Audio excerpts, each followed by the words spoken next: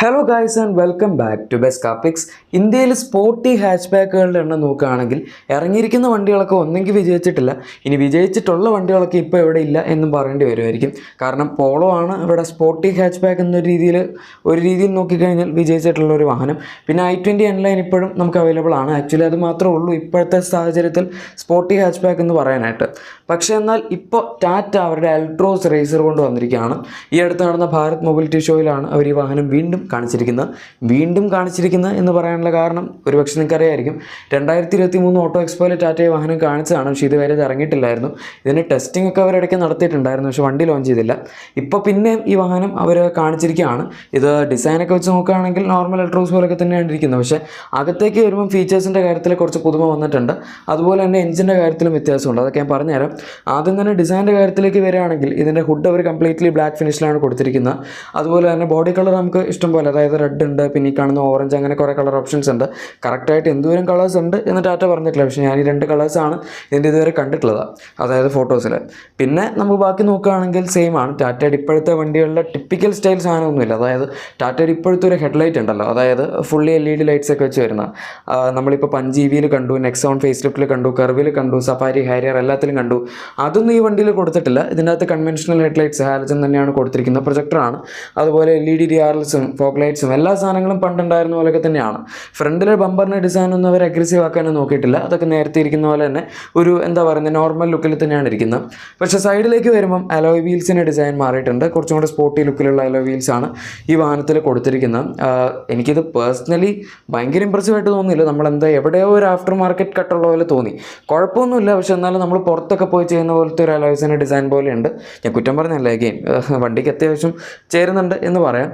പിന്നെ dual tone റൂഫാണ് ഇതിൻ്റെ അകത്ത് വരുന്നത്. അതുപോലെ ടാറ്റയുടെ ഇപ്പോൾ അവരുടെ മിക്ക വണ്ടികളിലും ഇല്ലാത്തൊരു സാധനമാണ് ഈ വിൻഡോ ലൈൻ്റെ താഴത്തോടെ പോകുന്ന ഒരു പീസ്. അത് പക്ഷേ ഈ വാഹനത്തിലുണ്ട്, അതും ഗ്ലോസി ബ്ലാക്ക് ഫിനിഷിലാണ് കൊടുത്തിരിക്കുന്നത്. അഗെയിൻ നമ്മളത് ഇപ്പോഴത്തെ ടാറ്റ വണ്ടികൾ മിസ്സിംഗ് ആയിട്ട് കാണുന്നൊരു സംഭവമാണ്, അത് അവർ ഒഴിവാക്കി. റിയറിലേക്ക് വരികയാണെങ്കിൽ അങ്ങനെ പറയത്തക്ക വ്യത്യാസമൊന്നുമില്ല. ഇതിൻ്റെ അകത്തൊരു സ്പോയിലർ അഡീഷണൽ ആഡ് ആയിട്ടുണ്ട് എന്നുള്ളൊരു സംഭവം മാത്രമേ ഉള്ളൂ. പിന്നെ ഇതിൻ്റെ അകത്ത് അൾട്രോസിൻ്റെ ബാഡ്ജിങ് മാത്രമേ ഉള്ളൂ. ഈവൻ റേസറിൻ്റെ ബാഡ്ജിങ് ബോർഡിലും ബാക്കിലൊന്നും അവർ കൊടുത്തിട്ടില്ല. ലൈസൻസ് പ്ലേറ്റിൻ്റെ ഏരിയയിൽ നിങ്ങൾക്ക് കാണാം അൾട്രോസ് റേസർ എന്ന് കൊടുത്തിരിക്കുന്നത്. പക്ഷേ അഗെയിൻ അത് ജസ്റ്റ് ഒരു ബാനർ പോലെ മാത്രം ഇതിനകത്ത് കൊടുത്തിരിക്കുന്നതാണ്. ശരിക്കും നിങ്ങൾ വണ്ടി എടുക്കുമ്പോൾ അതെന്തായാലും കിട്ടില്ലല്ലോ. ബാക്കിയൊക്കെ സെയിം ആണ്. വൈപ്പറിൻ്റെ ഡിസൈനും ടെയിൽ ലാംപ്സിൻ്റെ ഡിസൈനും എല്ലാം പഴയ പോലെയൊക്കെ തന്നെ കൊടുത്തിട്ടുള്ളൂ.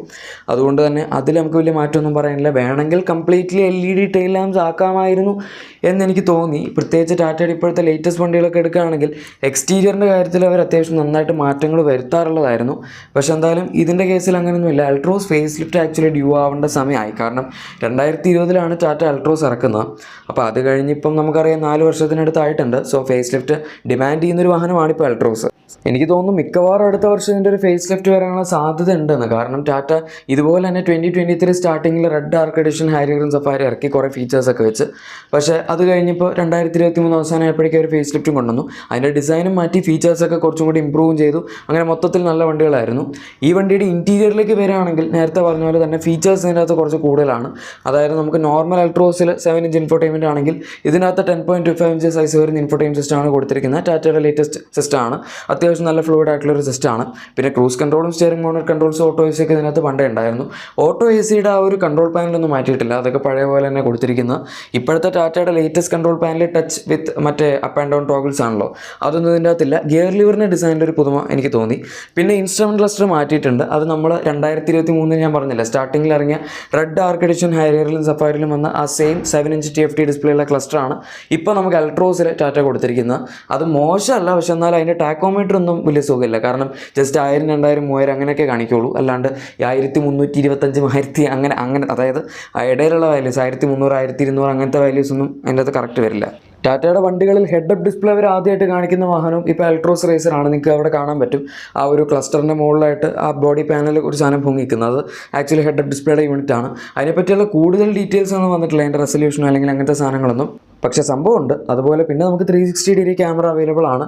പിന്നെ 6 എയർ ബാഗ്സ് അൾട്രോസിൻ്റെ റേസർ മോഡലിൽ അവർ ആഡ് ചെയ്തിട്ടുണ്ട്. നേരത്തെ 2 എയർ ബാഗ്സ് ഉണ്ടായിരുന്നുള്ളൂ. പിന്നെ പറയാനാണെങ്കിൽ വെന്റിലേറ്റഡ് സീറ്റ്സ് കൊടുത്തിട്ടുണ്ട് ഫ്രണ്ടിൽ. അതുപോലെ വയർലെസ് ചാർജർ ഉണ്ട്. അങ്ങനെ പറയത്തക്ക സാധനങ്ങളൊക്കെ ഉണ്ട്. അതുപോലെ സൺറൂഫ് അൾട്രോസിൽ അവർ ആഡ് ചെയ്തിട്ടുണ്ട്. അപ്പോൾ അത് ആക്ച്വലി CNGയിൽ കൊണ്ടുവന്നായിരുന്നു തോന്നുന്നു, ICNG ലേറ്റസ്റ്റ് ആയിട്ട് വന്നതിൽ. ഇതും വോയിസ് അസിസ്റ്റഡ് ഇലക്ട്രിക് സൺറൂഫൊക്കെയാണ്. പിന്നെ സീറ്റ് ബെൽറ്റ് ഹൈറ്റ് അഡ്ജസ്റ്റ്മെൻറ്റ്, ബാക്കിലും ഫ്രണ്ടിലും അഡ്ജസ്റ്റബിൾ ഹെഡ് റെസ്റ്റുകൾ, സീറ്റ് ലെതർ ഫിനിഷിലാണ് വരുന്നത്. അതിൻ്റെ അകത്ത് കുറേ റേസർ എന്ന് കാണിക്കാനായിട്ടുള്ള ബാഡ്ജിങ്ങും അതുപോലെ തന്നെ കുറേ സ്ട്രൈപ്സും പിന്നെ നമുക്ക് ഓറഞ്ച് കളറിലുള്ള സ്റ്റിച്ചിങ് പാറ്റേണും സാധനങ്ങളൊക്കെ കൊടുത്തിട്ടുണ്ട്. അതൊക്കെയാണ് ഡിസൈനിൽ പറയാൻ പറ്റുന്നത്. ഇനി എഞ്ചിൻ ഓപ്ഷൻസിലേക്ക് വരികയാണെങ്കിൽ ഓപ്ഷൻസ് ഇല്ല, ഒരു ഓപ്ഷനേ ഉള്ളൂ. അതിപ്പോൾ ടാറ്റ പറയുന്നതനുസരിച്ച് നെക്സോണിൽ വരുന്ന 1.2 ലിറ്റർ ടർബോ പെട്രോൾ ഇതിൻ്റെ അകത്ത് വരും എന്നാണ്. ഓക്കെ, അപ്പോൾ നിങ്ങൾ വിചാരിക്കുന്നുണ്ടാവും അത് തന്നെയല്ലേ ഇപ്പോൾ എൽട്രോസിൻ്റെ ടർബോയിൽ അവർ കൊടുക്കുന്നതെന്ന്. അത് തന്നെയാണ്, എഞ്ചിൻ സെയിം ആണ്, പക്ഷേ പവർ സെയിം അല്ല. 110 PS 140 Nm ടോർക്കിൻ്റെ അടുത്ത് എൽട്രോസിൻ്റെ നോർമൽ ടർബോയ്ക്ക് പവർ വരുന്നുള്ളൂ. പക്ഷേ റേസറിൻ്റെ കേസ് എടുക്കുകയാണെങ്കിൽ അതിൽ 120 PS പവറും 170 Nm ടോർക്കും ഉണ്ടാവുമെന്നാണ് പറയുന്നത്. ഇതിപ്പോൾ ഭയങ്കര ഫാസ്റ്റ് ആയിരിക്കുമോ എന്ന് ചോദിച്ചാൽ അതിന് സാധ്യതയില്ല. കാരണം നെക്സോണിൽ ഈ ടർബോ വരുമ്പോൾ അതിന് ബോഡി വെയിറ്റ് കൂടുതലാണ്, എന്നാൽ പോലും അതൊരു മീഡിയോക്കർ എഞ്ചിനാണ്. നമുക്ക് ഭയങ്കര പെർഫോമൻസ് ഓഫർ ചെയ്യുന്ന വണ്ടി എന്നൊന്നും പറയാൻ പറ്റില്ല. പക്ഷെ എന്നാൽ പോലും അണ്ടർ പവേർഡ് ആയിട്ടുള്ളൊരു വാഹനം എന്നും പറയാൻ പറ്റില്ല. മെയിൻ പ്രശ്നം എന്താണെന്ന് വെച്ചാൽ ഇതൊരു MPFI എഞ്ചിനാണ്, അതായത് മൾട്ടി പോയിൻറ്റ് ഫ്യൂൽ ഇഞ്ചക്ഷൻ എഞ്ചിനാണ്. അതുകൊണ്ട് തന്നെ നമുക്ക് ചില പെർട്ടിക്കുലർ RPM-ൽ ഇതിന് കുറച്ച് പവർ ഡ്രോപ്പ് വരുന്നതായിട്ട് തോന്നും. പക്ഷേ ഇപ്പോഴത്തെ ലേറ്റസ്റ്റ് TGDI, അതായത് turbo gasoline direct injection technology ഉപയോഗിക്കുന്ന പെട്രോൾ എഞ്ചിൻസ് നമ്മൾ ഓടിക്കുകയാണെങ്കിൽ അതിനങ്ങനെ വലിയ ഒരു പവർ ഡ്രോപ്പ് ഒന്നും സർട്ടൻ RPM-ൽ തോന്നില്ല. ഞാൻ ടർബോ ലാഗ് അല്ല കേട്ടോ പറയുന്നത്, ടർബോ ലാഗ് മിക്ക വണ്ടികളും ഉണ്ടാവും.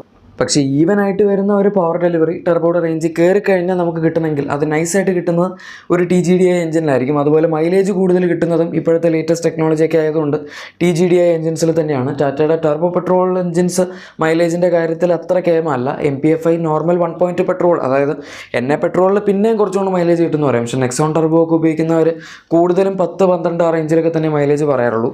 ഇനി ഇതിപ്പോൾ വാങ്ങണോ എന്ന് ചോദിച്ചാൽ ഇതിൻ്റെ അകത്ത് സസ്പെൻഷൻ അപ്ഗ്രേഡ്സോ അല്ലെങ്കിൽ അങ്ങനത്തെ ഒരു ഹാൻഡ്ലിംഗ് റിലേറ്റഡ് ആയിട്ടുള്ള സാധനങ്ങളൊന്നും ചെയ്യുന്നതിനെ പറ്റി ടാറ്റ ഇതുവരെ പറഞ്ഞിട്ടില്ല. ഇനി അലോയ് വീൽസ് മാറ്റിയെങ്കിലും അതും 16 ഇഞ്ച് തന്നെയാണ് കൊടുത്തിരിക്കുന്നത്. ഇത് കണ്ട സൈസ് കൂടിയതുപോലെ തോന്നും, പക്ഷേ ആക്ച്വലി 16 തന്നെയാണ്. നോർമൽ എൽട്രോസിൽ നമുക്ക് 16 തന്നെയാണ് കിട്ടുന്നത്. അപ്പോൾ അങ്ങനെയൊക്കെ നോക്കുകയാണെങ്കിൽ ഇതൊരു കുഴപ്പമില്ലാത്ത വണ്ടിയാണ്. ഇറങ്ങിയിട്ടില്ല ഇതുവരെ, ഇറങ്ങാൻ പോകുന്നേ ഉള്ളൂ. എഗെയിൻ ഇറങ്ങിയാലും കുറച്ച് പ്രൈസ് പ്രീമിയം ഉണ്ടാവും. പിന്നെ ഇത്രയും ഫീച്ചേഴ്സ് അവർ ആഡ് ചെയ്തതാണല്ലോ, അപ്പോൾ സ്വാഭാവികമായും ഇതിൻ്റെ അകത്ത് പ്രൈസ് കൂടും. പിന്നെ ഒരു കാര്യമുള്ളത് 2025 ഇനി ഇതിൻ്റെ ഫേസ് ലിഫ്റ്റ് വരികയാണെങ്കിൽ തീർച്ചയായും ടാറ്റ ഡിസൈൻ മാറ്റും. മിക്കവാറും അവരുടെ ഒരു ലേറ്റസ്റ്റ് ഡിസൈൻ ലാംഗ്വേജിലേക്ക് വണ്ടി പോകാനുള്ള സാധ്യതയുണ്ട്. പക്ഷേ അഗെയിൻ അത് ഇപ്പോഴത്തെ SUV-കളിൽ വരുന്ന പോലത്തെ ഡിസൈൻ ഇതിൽ കൊടുക്കുന്ന എനിക്ക് തോന്നുന്നില്ല. അതായത് മുകളിൽ കണക്റ്റഡ് DRL-ഒക്കെ വെച്ച് പിന്നെ താഴത്തെ ഇൻഡിവിജ്വൽ ലൈറ്റൊക്കെ ആക്കിയിട്ട് അതിന് സാധ്യതയില്ല. പക്ഷേ എന്നാലും മൊത്തത്തിലുള്ളൊരു ഡിസൈൻ ചേഞ്ച് തീർച്ചയായും അൾട്രോസിന് ഇനി വേണ്ടി വരും എന്ന് തോന്നുന്നുണ്ട്. അതുകൊണ്ടാണ് ഞാൻ പറഞ്ഞത് മിക്കവാറും അടുത്ത വർഷം ഈ വണ്ടിക്ക് ഒരു ഫേസ് ലിഫ്റ്റ് വരാനുള്ള സാധ്യത ഉണ്ടെന്ന്. കാരണം ഇപ്പോൾ അവർ ഇത്രയും ഫീച്ചേഴ്സ് കൊടുത്ത് മോഡൽ ഇറക്കിയെങ്കിൽ ടാറ്റയുടെ ഒരു ടിപ്പിക്കൽ പരിപാടിയാണ്. എക്സിസ്റ്റിംഗ് ഒരു പുതിയ വേരിയൻ്റ് ഇറക്കിയിട്ട് അതിനകത്ത് കുറേ ഫീച്ചേഴ്സ് കൊടുക്കും. എന്നിട്ട് ഇനി ഞാൻ പറയാം, കുറച്ച് കാലം കൊണ്ട് റേസർ ഇറങ്ങിയിട്ട് മേ ബി ഒരു 2-3 മാസത്തിനുള്ളിൽ ഇതിൻ്റെ അകത്ത് കൊടുത്തിരിക്കുന്ന ഫീച്ചേഴ്സൊക്കെ ഇതിന് ടോപ്പ് ആൻഡ് വേരിയൻറ്റിലേക്കും പതുക്കെ അവർ ഫിൽട്ടർ ഔട്ട് ചെയ്ത് കൊണ്ടുവരാൻ തുടങ്ങും. ചിലപ്പോൾ കുറച്ച് എക്സ്ക്ലൂസീവ് ഫീച്ചേഴ്സ് റേസറിന് മാത്രം വയ്ക്കുമായിരിക്കും, പക്ഷേ എഗെയിൻ ഒട്ടുമിക്ക ഫീച്ചേഴ്സും താഴത്തെ വേരിയൻസിലേക്കും വരും. എന്തായാലും അതാണ് അൾട്രോസ് റേസറിൻ്റെ കാര്യം. വീഡിയോ ഇഷ്ടപ്പെട്ടെങ്കിൽ ലൈക്കും സബ്സ്ക്രൈബും ഷെയറും ഒക്കെ ചെയ്തേക്കാം. നമുക്ക് മറ്റൊരു വീഡിയോയിൽ കാണാം. Thank you for watching my video and good bye.